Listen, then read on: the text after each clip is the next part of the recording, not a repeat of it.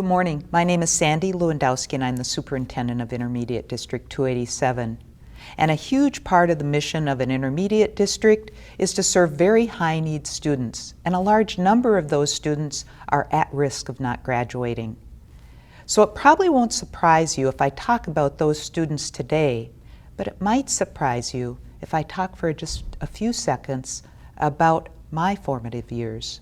Looking back a few decades, I am that at-risk student. I was the child of a single parent who was a victim of domestic abuse. I grew up in considerable poverty. I had no preschool or kindergarten program. I had a family riddled with the disease of addiction and family members with mental health issues. Yet I believe I grew up to be a reasonably successful adult because of a few great teachers and a terrific mother. I like to think my education has allowed me to thrive and to give back to my community through my professional work. But even more, I believe my childhood experiences have made me a strong woman and a successful leader. And while my childhood had many risk factors, today's at-risk students have many more. They have more complexity to their lives, more daily safety issues, more mobility, and higher educational standards than ever before. As education leaders, I think we need to ask ourselves, do we really have the resolve for all of our at-risk students to graduate? If the answer is yes, then we need to look at our systems and our practices that we have put in place and begin using our positional power and influences to adjust those systems and practices so that all kids can graduate. Yes, students come through our doors with circumstances like disruptive behavior, poverty, mobility, and lack of preparation and enrichment. But unless and until we adjust our schools to accommodate those characteristics, we'll never reach the goal of having all kids graduate. You know who these students are. They're students who achieve substantially below grade level. They're way behind in credits for graduation. They may be a pregnant or parenting teen. They may be assessed as chemically dependent, and they may have mental health issues. Often they've been suspended, excluded, or expelled. They may be a victim and sometimes a perpetrator of physical and sexual abuse. They often have experienced homelessness, they may speak English as a second language, and often are chronically truant. They show up in our ALCs and our special ed programs, or are in that very lowest segment of our student population. For some school districts, this might be 1% of their students. For others, it may be 6, 8, or 10%. But here's what I've learned in my 10 years as superintendent. Doing what's best for these kids means that we as leaders will need to do things we're not currently doing. And we can count on them being things we're not comfortable doing. I have 6 suggestions to change the trajectory for our 1%, or 3%, or 10%. First, we need to put a laser focus on this segment of our student population. Often, we're pulled in so many different directions. It's challenging to find the time to shine a light on these students. And it isn't very popular to talk about them in our communities. Their at-risk characteristics sometimes make them very hard to like. They may fight, swear, disrupt, and use a disproportional share of our resources. However, my belief and my learning suggests that if the superintendent doesn't shine a light on these students, our district leaders and teachers will find themselves being pulled a different way toward less challenging students. Simply stated, we need to believe that all kids can indeed graduate. And as you know, it's harder than it might seem. I'd like to share a short clip of one such student who gave a speech at our back-to-school workshop about 3 years ago. His name is Jakari, and he came to our school district with a number of the characteristics of an at-risk student. As I worked with him to prepare his speech, I realized that I needed to kick up my belief in him and all students who come through the doors of my district. I believe in me. Do you believe in me?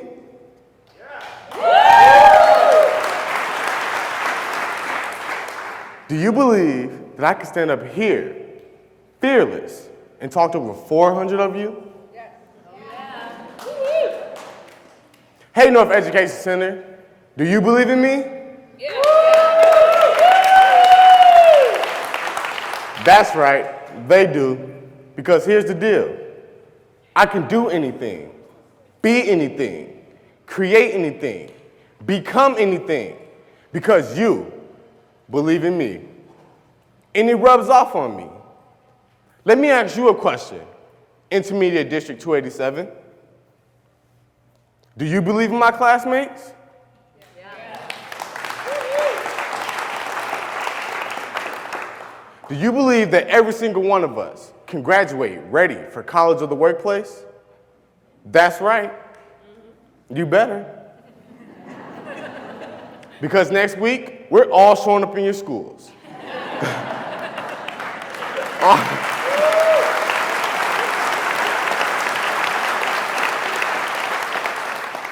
Altogether, you teach over 5,000 of us. And what we need from you is to believe that we can reach our highest potential. No matter where we come from, whether it's from our area learning center programs, care and treatment, career and tech, special education, or countless of our other academic programs, you better not give up on us. No, you better not. Because as you know, in some cases, you're all we've got. You're the ones who challenge us. But you're also the ones who feed us, who wipe our tears, who holds our hands, hug us, and love us when it feels like no one else does. And when we need the most. Don't give up on my classmates. Since this clip was made, Jakari has experienced several successes and many struggles. We're still trying to find a program for him to be successful. My second suggestion is that we need to stop telling these students to leave our schools. Specifically, we need to change our practices and around suspension and expulsion. I'm not saying it's okay to disrupt, but we as leaders need to adapt and change our culture of exclusionary practices. We need to learn new skills and knowledge and utilize innovation so that these kids get a chance to be successful. The evidence is clear. Suspending and excluding these students means that our 1% or 10% will not achieve a high school diploma. And often it gets worse than that. For me, the pipeline to prison is evident in my work every single day. And I'd like to share a short video that best tells that story.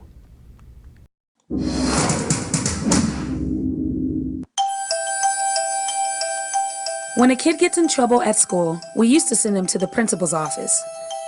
Now we're suspending, expelling, or even arresting kids for the smallest misbehaviors.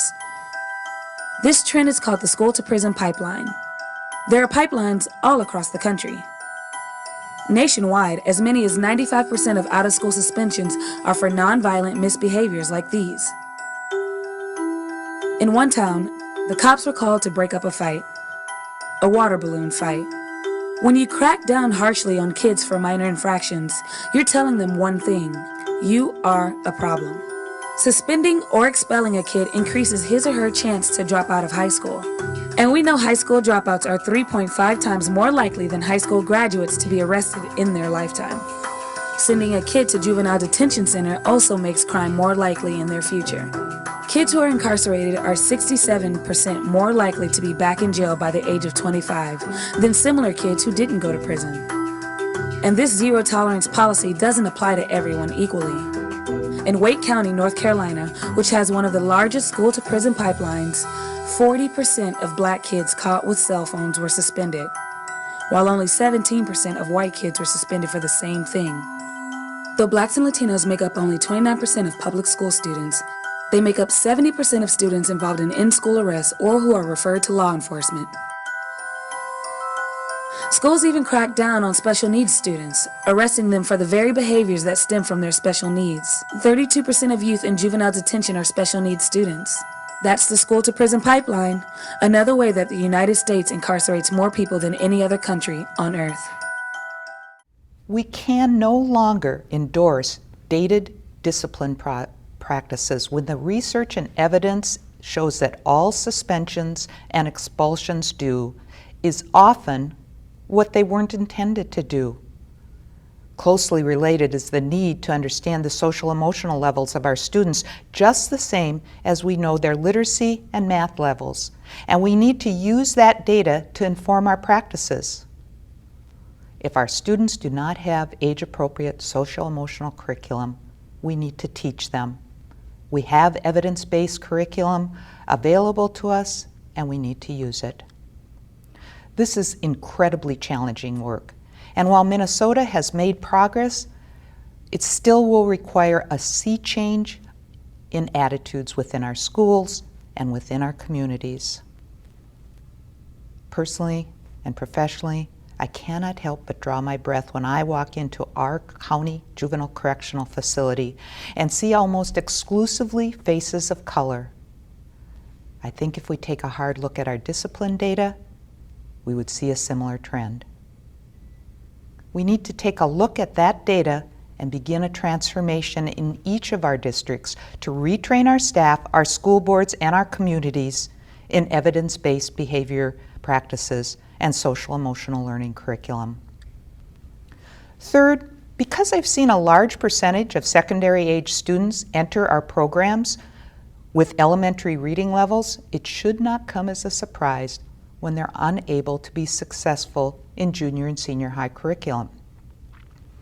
Students need to be screened for literacy levels and quite often will need intensive and tailored literacy instruction. I don't know about you, but until about 5 years ago, I didn't have such instruction in my secondary programs. I do now, and the best example I have of this effort being successful is a young woman who entered our ALC program as a 10th grader, and she had an elementary reading level. Last spring, she graduated with an Allen Page Scholarship.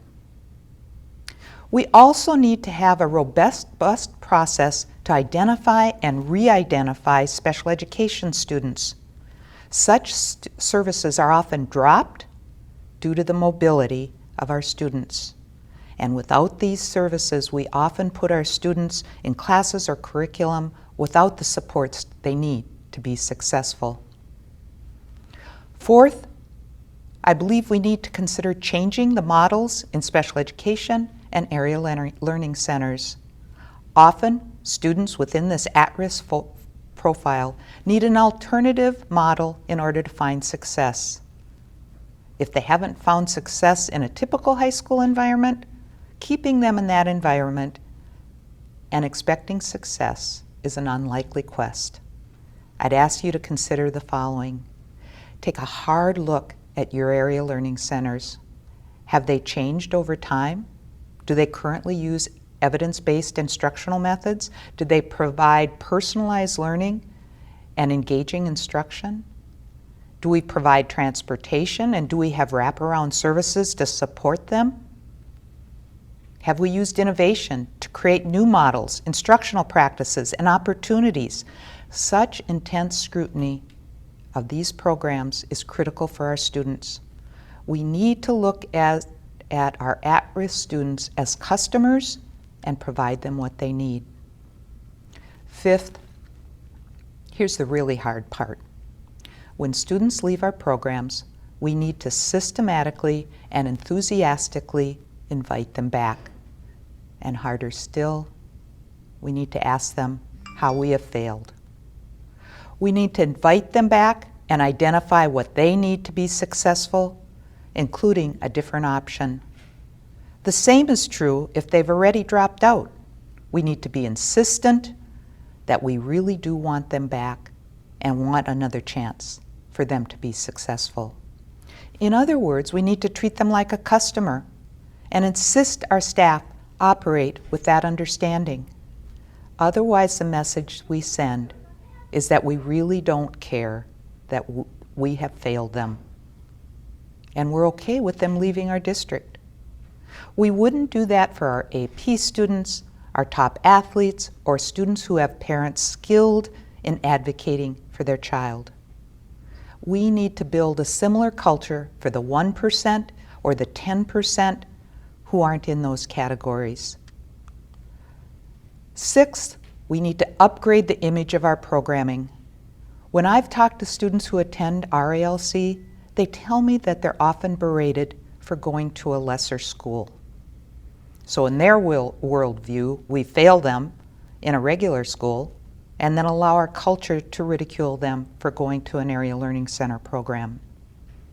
It hurts the students who attend, and I believe we need to raise the quality of our programs and work to change the culture of our students and staff to end the ridicule.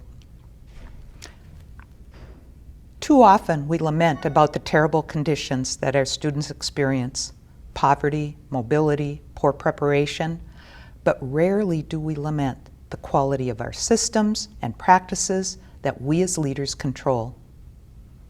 Let's be the leaders for all students and believe that all kids can graduate, including the 1%, and use our influence to focus on these students as the customers who have the highest hurdles to climb.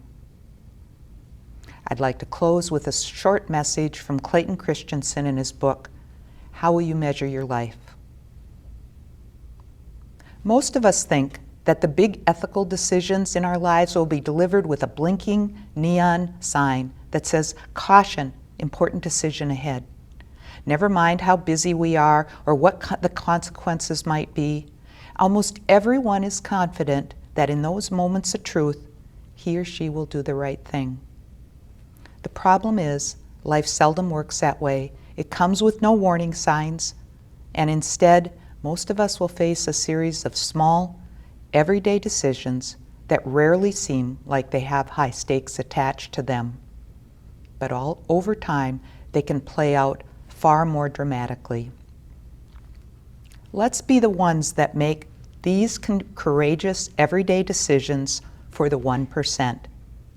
I would suggest to you that over time, the courageous decisions that we make for these students may seem very challenging, but in fact, for the 1%, they're everything. And if we don't make these important decisions, who will? And if we don't make them now, when will we?